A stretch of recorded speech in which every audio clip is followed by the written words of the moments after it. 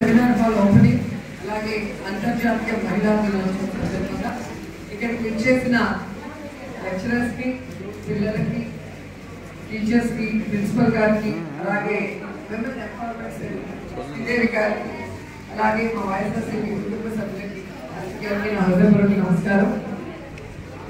నేను చాలాసార్లు ఈ కాలేజ్కి రావడం జరిగింది. ఈ కాలేజ్లో అనేక అభివృద్ధి కార్యక్రమాలు చేస్తూ జాబ్ మేళాలు కూడా పెట్టిన దాఖలాలు మీ అందరికీ కూడా తెలుసు. సో ఎప్పుడు వచ్చినప్పుడు ఈ కాలేజ్కి ఏం చేయాలా అన్న తపనతో ఒక్కొక్కసారి ప్రిన్సిపల్గా ఎవరున్నారో వాళ్ళతో డిస్కస్ చేస్తూ మనం ముందుకు వెళ్తున్నాం. ఈసారి వచ్చినప్పుడు మన ప్రిన్సిపల్ గారు మనకి డిజిటల్ సెమినార్ హాల్ లేదు, ఉంటే బాగుంటుంది అన్నప్పుడు తప్పకుండా చేసిస్తాను సార్ అని చెప్పాను.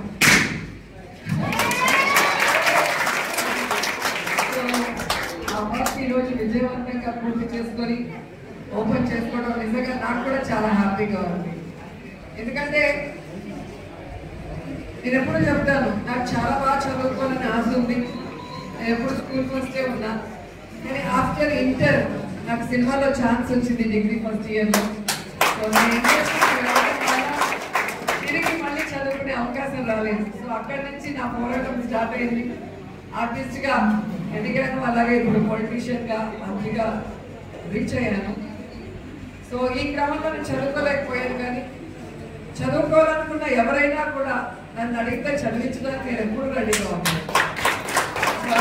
చాలా మంది పిల్లల్ని అడాప్ట్ చేసుకున్నాను. పుష్ప అనే అమ్మాయిని డాక్టర్ చదివిస్తున్నా, అలాగే ముస్లిం అబ్బాయి హమీద్ని డాక్టర్ చదివిస్తున్నా ఖమ్మంలో. అలాగే కోవిడ్లో తల్లిదండ్రులు కోల్పోయిన పిల్లల్ని అడాప్ట్ చేసుకుని వాళ్ళని చదివిస్తున్నా. ఇట్లా చదువు అంటే నాకు చాలా ఇంట్రెస్ట్ కాబట్టి చదువుకునే పిల్లలు దేవుడి దయ వల్ల నాకు చాలా బాగా చదువుతుంది కాబట్టి నా కోరిక తీరిందని ఆవిడలో చూసుకుంటున్నాను. సో ఈరోజు పిల్లలకు అవసరమైన ఈ సెమినార్ హాల్ అనగానే కూడా చేయడానికి అదే కారణం. ఎందుకంటే విద్య ఒకటే ఈ దేశంలోనే చెప్పచ్చు, ఎక్కడైనా మనం గౌరవంగా బ్రతకడానికి, మనకు ఒక మంచి ఐడెంటిటీ దొరకడానికి విద్య ఒకటి చాలా పెద్ద ప్లస్ పాయింట్. సో ఈ రోజుల్లో మీరు చూస్తే ప్రతి ఒక్కరు కూడా చదువుకుంటున్నారు. మేము చదువుకునే రోజుల్లో ఆడపిల్లలు చదవాలంటే చాలా తక్కువ, బాగా ఉండేవాళ్ళు తప్ప చదివించేవాళ్ళు కాదు. 2 పిల్లలు ఉంటే అబ్బాయికి ప్రయారిటీ ఇచ్చేవాళ్ళు, ఎందుకంటే అప్పుడున్న ఫీజెస్ కానీ అన్నిటికీ కూడా భయపడి. కానీ ఈరోజు నా ప్రభుత్వాలు మీరు చూస్తే చదువుకి ఫస్ట్ ప్రయారిటీ ఇచ్చారు. చదువుకునే పిల్లలకి ప్రభుత్వమే మొత్తం బాగా తీసుకొని వాళ్ళు చదివిస్తుంది కాబట్టి అబ్బాయిలు ఈక్వల్గా అమ్మాయిలు అందరూ కూడా చదువుకుంటున్నారు. అండ్ ఈరోజు ర్యాంకులు సాధించడంలో కూడా అమ్మాయిలు ఎక్కడా తీసుకోలేదు. అబ్బాయిని మించే ఒక ర్యాంక్ ఎక్కువే తెచ్చుకోవడం చాలా హ్యాపీగా అనిపిస్తుంది. అలాగే ముఖ్యంగా ఈరోజు విమెన్స్ డే కాబట్టి మహిళలకు నేను చెప్పేది ఒకటే, మనం అవునన్నా కాదన్నా ఇది male dominated society. So industry అయినా, సినిమా ఇండస్ట్రీ అయినా, పాలిటిక్స్ అయినా, ఏదైనా ఏమంటారు ఏ రకమైనా కూడా మేల్ డామినేటెడ్ అలా వచ్చేసింది. ఇప్పుడిప్పుడే మనం దాన్ని సమానంగా ఉండటానికి ముందుకు వస్తున్నాం.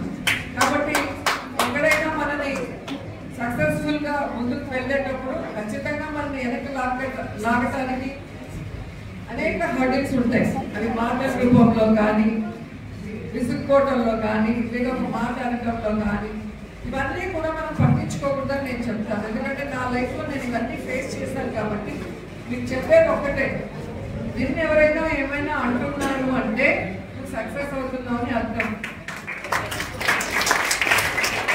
నిన్ను ఫేస్ చేయలేని వాళ్ళు, నీకు సమానంగా సరితూగలేని వాళ్ళే నీ గురించి కామెంట్ చేస్తారు.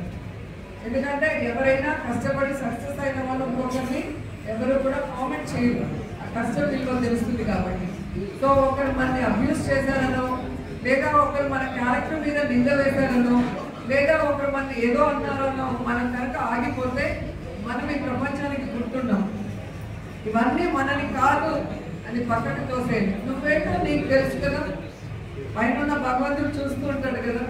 సో అది చాలు, నువ్వు చేస్తుంది రైటా తప్పని నీకు తెలిస్తే చాలు. ఇంకొకరికి నువ్వు ఆన్సర్ చెప్పాల్సిన అవసరం లేదు. సో నీకంటూ లైఫ్లో ఒక ఎయిమ్ పెట్టుకోండి. ఆ ఎయిమ్ రీచ్ అయ్యేంత వరకు దానికోసం చిత్తశుద్ధిగా పనిచేయండి. సో ప్రతి ఒక్కరూ సక్సెస్ అవుతారు. ఇది నేను ఇంత గంటబద్ధంగా ఎందుకు చెప్పగలుగుతున్నానంటే, బాక్లపేట ఎక్కడుందో మీ అందరికీ తెలుసు. తలకోనకు వెళ్ళే దారిలో మన తిరుపతి నుంచి మొత్తం ఫారెస్ట్ దాటి వెళ్ళాక ఒక మారుమూల విలేజ్. ఆ మారుమూల విలేజ్లో జెడ్పీ హై స్కూల్లో చదువుకున్న అమ్మాయి నేను. అక్కడి నుంచి ఈరోజు ఇక్కడికి వచ్చి మీకు ఇన్స్పిరేషన్గా మీరు తీసుకొని నన్ను పిలిచి నేను చెప్పేది మీరు వింటున్నారు అంటే దానికి కారణం అది. సో నేను ఆ రోజు చిన్నప్పుడే నాకు తెలియనప్పుడే నేను చెప్పేదాన్ని, మీరు రోజు నా పేరు శ్రీలత. సో మా అమ్మ నాన్న చెప్తాను, శ్రీలత మమ్మీ డాడీ అని చెప్పుకుంటారు, మా అన్నలకైతే నువ్వు శ్రీలత అన్నలని చెప్పుకుంటారు, ఆ స్థాయికి వెళ్తానని చిన్నప్పుడే చెప్పాను. నాకైతే తెలియదు, కానీ ఇంట్లో నాకు ఈక్వల్ ప్రయారిటీ మా బ్రదర్స్లో ఇవ్వటం వల్ల నాకు భయం అనేది చిన్నప్పటి నుంచి తెలియలేదు. సో మా అన్నతో ఈక్వల్గా పెరిగాను కాబట్టి ఏదున్నా కూడా నేను డిస్కస్ చేయడంలో కానీ నేను అచీవ్ చేయడానికి కానీ నా ఫ్యామిలీ ఎప్పుడు నాకు సపోర్టివ్గా ఉంది. సో అదే మీకు చెప్తున్నాను, మీ తల్లిదండ్రులని నేను కన్విన్స్ చేసుకోగలిగితే ప్రపంచాన్ని మీరు కన్విన్స్ చేయగలరు.